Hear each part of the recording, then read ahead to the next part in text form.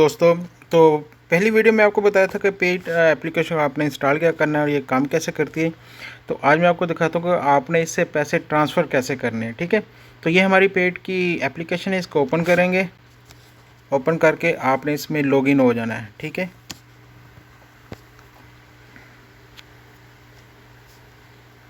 जी ये लॉगिन हो गया। हम अब हमने करने हैं पैसे सेंड करने हैं।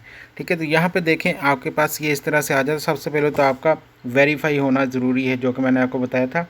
आपने अपनी एमएनएस आईडी वेरीफाई करनी है। उनका नुमाइंदा आएगा, आपकी एमएनएस आईडी चेक करेगा, उसको वेरीफाई कर देगा। जैसे कि मेरा अब ये वेरीफाई हो चुका है।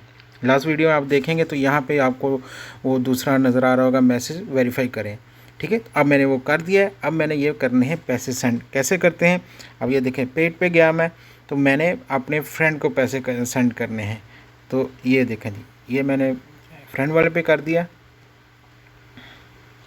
अब मेरे पास यहाँ पे ये देखें जितने भी कंटेंट है ना, मुझे बता रहा है कि ये बंदों के पास ऑलरेडी ये यूज़ कर रहे हैं। ठीक है, आपको भी इसी तरह से दिखा देगा।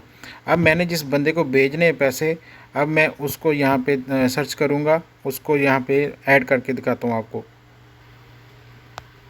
जी यहाँ पे मैंने अभी इस बंदे को सेंड करने हैं, तरुण को अब मैंने कितने भेजने, अब मैंने भेजने जी इसको 35 भेजने हैं। 35 दिन मैंने इसको देने हैं। तो इसमें लेकिन क्या करना पड़ेगा, 35 अगर वो जाके लेगा वहाँ से, एटीएम से लेगा तो 3 दरम प्लस उसको वेट पड़ेगा, चार्जेस पड़ेंगे। ठीक है, जो कि मुझे देने ना, उसको वो बंदे को रिसीव करने के तो नहीं पड़ने चाहिए। तो लिहाजा मुझे क्या भेजने चाहिए, उसको मिनिमम 39 या 40 भेजने हैं। ठीक है, 30 अगर वो बैंक में ट्रांसफ़र करेगा तो 4 दरम उसको उसके चार्जेस पड़ जाते हैं। तो मैं मिनिमम अगर भेजने तो चार्जेस के साथ ही भेजने हैं। यहाँ से भेजने के रिसीव करने के चार्जेस नहीं है, लेकिन अगर आप जाके उसको एटीएम से लेंगे तो उसके चार्जेस पड़ते हैं। तो लिहाजा क्योंकि मुझे चार्जेस भी साथ में पे करने हैं, 3 दरम और वैट साथ में, तो मैं वो भी ऐड करके तो फिर भेजूँगा। मैं इनको भेज देता हूँ 39। ठीक है, प्लस चार्जेस 4 दरम चार्जेस और 35 दरम जो मैंने इनको पे करने हैं।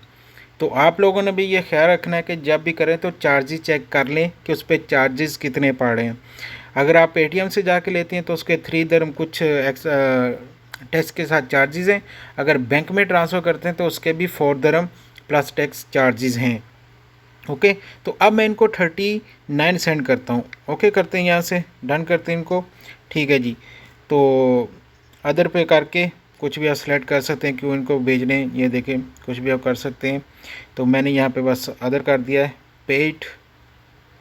अब आपने यहाँ पे अपना वेरीफाई करना है पिन को।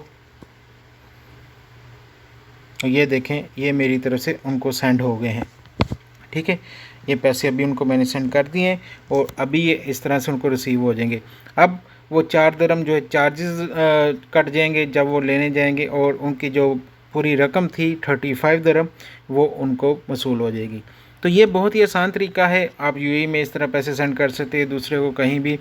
और एक्सचेंज पे जाएंगे वो 20 दरम लेते हैं, 15 दरम लेते हैं, और यही आपका ये 3-4 दरम में काम हो जाता है, और वो भी घर पे बैठे, आपको कहीं जाने की भी ज़रूरत नहीं होती है। ठीक है, तो उम्मीद करता हूँ आपको ये वीडियो पसंद आई है। फिर भी कोई क्वेश्चन आप पूछ सकते हैं, और अगर पसंद आई है तो प्लीज़ हमारे चैनल को भी सब्सक्राइब करें और इस वीडियो को लाइक और शेयर भी करें दोस्तों के साथ, ताकि सबकी हेल्प हो सके। इंशाल्लाह मिलते हैं अगली वीडियो में। इजाज़त दीजिएगा, अल्लाह हाफिज़।